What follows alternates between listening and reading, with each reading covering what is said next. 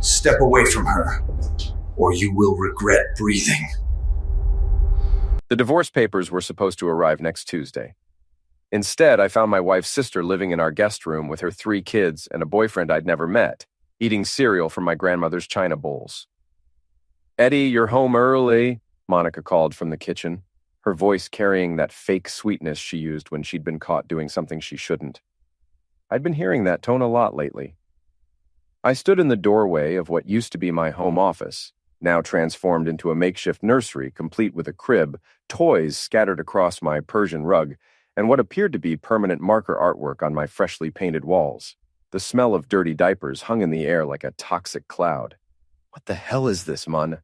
I kept my voice level, but my hands were already clenching into fists. 20 years in the army had taught me control, but Monica had been testing those limits for months. "Oh, this is my sister Lana and her family. They needed a place to stay for a few weeks. I told you about this." She appeared in the doorway, perfectly made up, despite it being 7 in the morning. Her blonde hair styled like she was heading to a photo shoot instead of her VP job at TechFlow Solutions. "No, Monica, you definitely didn't tell me about this." I gestured toward the chaos. "And who's the guy in my leather recliner watching my 75-inch TV? "That's Derek, Lana's boyfriend. He's between jobs right now."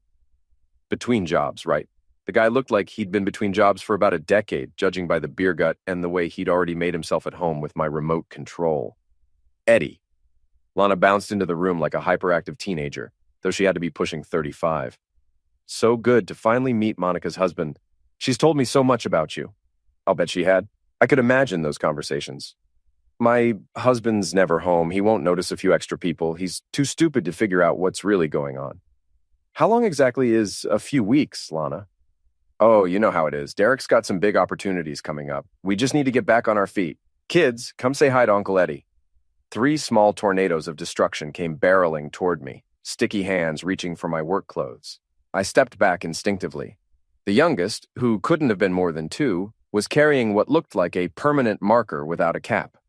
"I need to talk to my wife. Alone." Monica's smile faltered for just a second, but she recovered quickly. "Kids, why don't you go watch cartoons with Derek? Uncle Eddie and I need to discuss some boring grown-up stuff."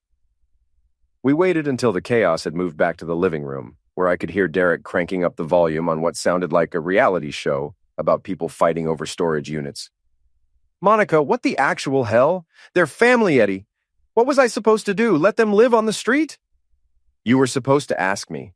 This is my house too, or have you forgotten that?" She crossed her arms, and I recognized the stance. This was Monica preparing for battle. "Your house? I seem to remember my name being on the deed too, and my paycheck contributing to the mortgage." "Your paycheck that comes from the job where you've been working late every single night for the past 3 months?" Her face went pale, just for a second. "Bingo. I've been busy with the Henderson account. You know how important this promotion is to me." "Right. The Henderson account. The one that requires you to come home at 3 in the morning, smelling like expensive cologne that isn't mine." "I don't know what you're implying, but—" "I'm not implying anything, Mon. I'm stating facts. You've been cheating on me, and now you've moved your sister's entire family into our house without asking me. So let me ask you again, what the hell is going on?" The sound of something crashing came from the living room, followed by Derek's voice. "It's cool, it wasn't expensive looking." Monica's jaw tightened. "We'll talk about this later. I'm already late for work." "No, we'll talk about this now." "Eddie, I don't have time for your paranoid fantasies. Some of us have real jobs with real responsibilities." That stung, and she knew it. My home security consulting business had taken a hit during the pandemic, and Monica never let me forget that her corporate salary was keeping us afloat. Paranoid fantasies? Is that what we're calling it when I find a burner phone in your purse? The color drained from her face completely this time. "You went through my purse?" "I was looking for aspirin. Imagine my surprise when I found a phone I'd never seen before, full of text messages from someone named Brady. Very detailed text messages, Monica, very graphic." She tried to grab for the phone I'd pulled from my pocket, but I held it out of reach. "Give me that!" "Can't wait to feel you again. Monica, you drive me crazy. Tell me what you want me to do to you. Should I keep reading, or do you want to explain who Brady is?" "It's not what you think." "Really? Because what I think is that my wife has been screwing some guy named Brady while I've been working 16-hour days trying to keep our business afloat. What I think is that you moved your sister in here to create chaos and distraction so I wouldn't notice you sneaking around. What I think is that you've been planning this for months. Tears started flowing down her cheeks, but they looked calculated. Monica had always been able to cry on command. Eddie, please. It's complicated. Uncomplicated. From the living room came the sound of Derek's voice. Lana, where do you keep the beer in this place? Monica wiped her eyes, smearing her mascara. Brady he's someone I work with. It started out innocent, just talking about work stress, and then you decided to send him pictures of yourself without clothes. Her mouth fell open. How did you? I'm not stupid, Monica. I might not have your fancy MBA, but I know how to scroll through a phone. I've seen everything. The photos, the videos, the detailed plans for your little weekend getaways. She sank into one of the kitchen chairs, her perfectly composed facade finally cracking. Eddie, I'm sorry. I never meant for it to happen. But it did happen. For months. While I've been working my A off, while I've been trying to save our marriage, while I've been lying awake at night wondering why my wife doesn't want to touch me anymore. I do want to touch you. No, Monica. You want to touch Brady. You want Brady to do things to you that you haven't let me do in over a year. I read the messages, remember? The crying intensified, but I wasn't buying it anymore. What do you want from me, Eddie? You want me to beg? You want me to promise it'll never happen again? I want you to tell me the truth. All of it. How long has this been going on? How many times have you been with him? And what the hell does your sister moving in have to do with any of this? She looked up at me, and for a moment I saw something that might have been genuine remorse. 6 months. It's been going on for 6 months. 6 months. While I'd been planning our 10th wedding anniversary trip. While I'd been looking at houses in better neighborhoods. While I'd been like an idiot, thinking we were building a life together. And Lana?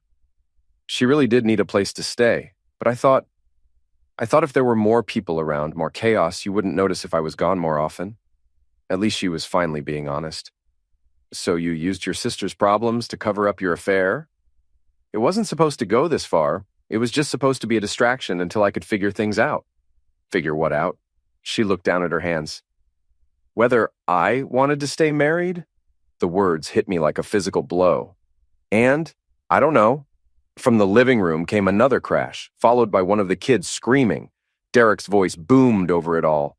Somebody needs to baby-proof this place. I looked at Monica, sitting there in her designer clothes, makeup streaked down her face, surrounded by the chaos she'd brought into our home. 6 months of lies, 6 months of betrayal, 6 months of making me feel like I was losing my mind. Well, I know, I said quietly. She looked up at me hopefully. Eddie? I want you out. All of you, today. You can't be serious. Dead serious. You, your sister, her boyfriend, and her kids. Gone by tonight. Eddie, be reasonable. Lana has nowhere else to go. That's not my problem anymore. This is my house too. Then buy me out, or I'll buy you out. But I'm not living like this anymore. She stood up, and I could see her switching tactics. The tears stopped, and her voice got harder. You think you can just throw us out? You think you can punish me for making one mistake? One mistake? Monica, you've been having an affair for 6 months. You moved your sister's family into our house without asking me. You've been lying to my face every single day. That's not one mistake. That's a pattern of behavior. Fine. You want to play hardball? We'll play hardball. I make more money than you do. I can afford a better lawyer. You want to divorce me? Good luck keeping this house. And there it was, the real Monica, finally showing her true colors. We'll see about that. What's that supposed to mean? I held up the burner phone. It means I have evidence of your affair. It means I have proof that you deliberately deceived me about your sister moving in. It means that when we go to court, the judge is going to hear about all of this. Her face went white again. You wouldn't. Try me. The sound of my front door opening interrupted us. Derek's voice called out, Lana, I'm going to the store. You need anything? Actually, Derek, I called back, walking toward the living room, you need to pack up your stuff. You're all leaving today. Derek looked up from my recliner, a beer in his hand that he'd apparently found somewhere. What's that now? I said you're leaving. Today, all of you. Now hold on there, Eddie. Lana's family. Monica invited us. and I'm uninviting you. This is my house, and I want you gone." Derek stood up, and I could see he was trying to decide whether to make this a physical confrontation. He was bigger than me, but soft. I'd stayed in shape since leaving the army. More importantly, I'd stayed sharp. "Derek, don't," Lana said from the kitchen doorway. "Let's just go." "No way, we just got settled. Monica said we could stay as long as we needed." "Monica doesn't make decisions about my house without consulting me. And she didn't consult me." "Your house? Man, that's some sexist BS right there." I felt my temper starting to slip. "Sexist? You want to know what's sexist? Moving into someone's home without their permission and drinking their beer while your girlfriend's sister destroys their marriage? Hey, I don't know nothing about Monica's marriage problems, but you're happy to benefit from them." Derek set down the beer and took a step toward me. "You got something to say to me? Say it." "I just did. Get out of my house." "Derek, please!" Lana was wringing her hands. "We can find somewhere else to go." "No, we can't. And we shouldn't have to. Monica invited us." "Monica's not in charge here anymore." That's when Monica appeared in the doorway, her makeup fixed and her game face back on. "Actually, Eddie, I think you'll find that I am. This is a community property state, which means I own half of everything, including this house, and I say my sister stays." I looked at her, really looked at her, and realized I was seeing my wife clearly for the first time in years. The manipulation, the calculation, the complete disregard for anyone but herself. How had I missed it for so long? "Fine," I said quietly. "Then I guess we'll let the lawyers sort it out." "Good. I'm calling mine this morning. You do that. In the meantime, I'll be staying at Duke's place." Duke was my old army buddy who ran security at a downtown nightclub. He'd been telling me for months that Monica was bad news. Looked like he was right. "Running away, Eddie? That's mature." "Not running away, Monica. Strategic retreat. There's a difference." I headed toward the bedroom to pack a bag, but her voice stopped me. "Eddie, you should know that Brady's not just some random guy from work." I turned around. "What's that supposed to mean?" "He's the CEO of Voss Industries. They're TechFlow's biggest client. If you try to make trouble for me, you'll be hurting a lot more people than just me." "Is that a threat?" "It's a fact. Brady has a lot of influence in this town, a lot of connections. You might want to think about that before you do something you'll regret." I stared at her for a long moment. "You know what, Monica? I think I'm way past worrying about regret." As I headed upstairs to pack, I could hear Derek opening another beer and Lana trying to calm down the kids, who were now fighting over something they'd probably broken.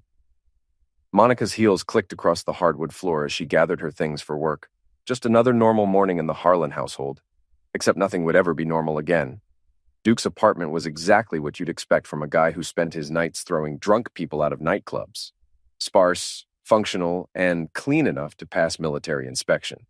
The couch was surprisingly comfortable, which was good since I'd been sleeping on it for 3 days. "You look like hell," Duke said, handing me a cup of coffee that could probably strip paint. "When's the last time you slept?" "Define sleep. More than 2 hours at a stretch." "Then it's been a while." Duke was one of those guys who looked like he could bench press a small car, but he had the instincts of a chess master. We'd served together in Middle East, where his ability to read people had saved our unit more times than I could count. "You need to eat something besides coffee and rage." "I'm not hungry." "Yeah, you are. You're just too pissed off to notice." He tossed me a protein bar. "Eat." I unwrapped the bar mechanically. "Monica's lawyer called yesterday." "What do you want?"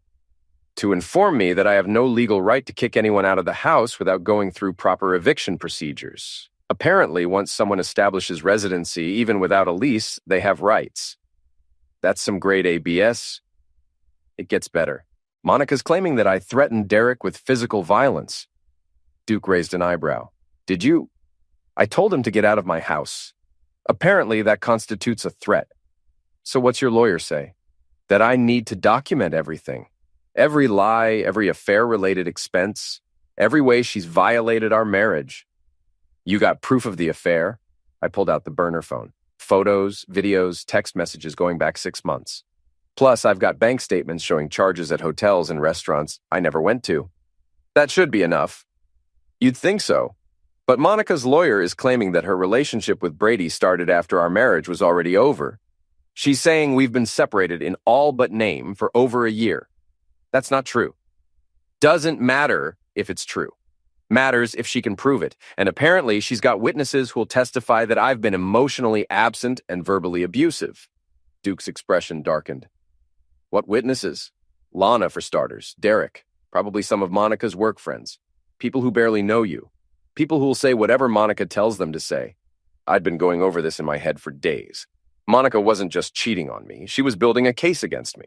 The sister moving in, the claims of threats and misuse, the witnesses ready to testify to my supposed bad behavior. It was all calculated. So, what's the plan? I don't know yet, but I'm not going down without a fight. My phone buzzed. Text message from an unknown number. This is Brady. We need to talk. I showed the message to Duke. Well, that's interesting. You going to meet with him? Hell yes, I'm going to meet with him. Want backup? Not yet. Let me see what he has to say first. I texted back, when and where. The response came immediately. Tonight, 8 p.m., Murphy's Bar on 5th Street. Murphy's was a dive bar in the warehouse district. Not the kind of place I'd expect a CEO to frequent, but maybe that was the point. You sure about this? Duke asked. No, but I'm doing it anyway. That evening, I arrived at Murphy's 15 minutes early. The place was exactly as advertised. Dark, smoky, and filled with people who minded their own business. I ordered a beer and waited. Brady Voss walked in at exactly 8 o'clock. He was younger than I'd expected, maybe mid-30s, with the kind of artificially perfect appearance that screamed expensive personal trainer and even more expensive grooming. He looked around the bar like he was afraid he might catch something, then spotted me and walked over. Eddie Harlan? That's me. He slid into the booth across from me, declining my offer to buy him a drink. This is awkward. For you, maybe. Look, I want you to know that I never intended for things to go this far with Monica. How far did you intend for them to go? He had the grace to look uncomfortable. It started out innocent, just conversation. Monica was having problems at home, and I was going through my own divorce. So you thought you'd solve your problems together. It wasn't like that. What was it like, Brady? He ran a hand through his perfectly styled hair. Monica's an amazing woman. She's smart, funny, ambitious. She deserves better than what? Than being married to someone who doesn't appreciate her? I felt my temper starting to rise, but I kept my voice level. And you think you know what I do or don't appreciate about my wife? I know she's been unhappy for a long time. Did she tell you that before or after she sent you without clothes pictures? His face flushed. That's not. We never meant for it to become physical. But it did. Yes. How many times? I don't think that's... How many times, Brady? He looked down at his hands. I don't know. 12, maybe more. 12, maybe more. While I'd been working 16-hour days trying to keep our life together. Where? What? Where did you screw my wife?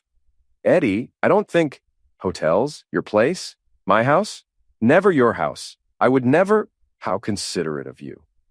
We sat in silence for a moment. The bar was getting busier, but our corner booth felt isolated from the rest of the room. What do you want from me? I asked finally. I want you to let her go. Excuse me? Monica wants a divorce. She wants to be with me. Fighting it is just going to make things harder for everyone. I stared at him. You think I'm fighting to keep a cheating wife? Aren't you? No, Brady. I'm fighting to keep my house, my dignity, and my self-respect. Monica can go wherever she wants, but she's not taking everything I've worked for with her. She's entitled to half of everything. She's entitled to half of what we built together. She's not entitled to destroy my life and walk away with a reward for doing it. Brady leaned forward. Look, I know this is hard, but Monica and we're good together. We make each other happy. Isn't that worth something? Sure, it's worth exactly half of whatever assets she's legally entitled to, not a penny more. That's not what I meant. I know what you meant. You meant that your happiness is more important than the fact that you both lied and cheated and manipulated to get it. You meant that I should just roll over and let you have whatever you want because you've decided you deserve it. It's not like that. It's exactly like that. I finished my beer and stood up. Thanks for the talk, Brady. It's been illuminating. Eddie, wait. I turned back. Monica's going to get what she wants either way. You can make this easy or you can make it hard. But the outcome's going to be the same. We'll see about that. I left him sitting in the booth, looking like he'd expected our conversation to go differently. Maybe he thought I'd be grateful for his honesty. Maybe he thought I'd just give up and walk away. He was about to learn how wrong he was. When I got back to Duke's apartment, he was waiting with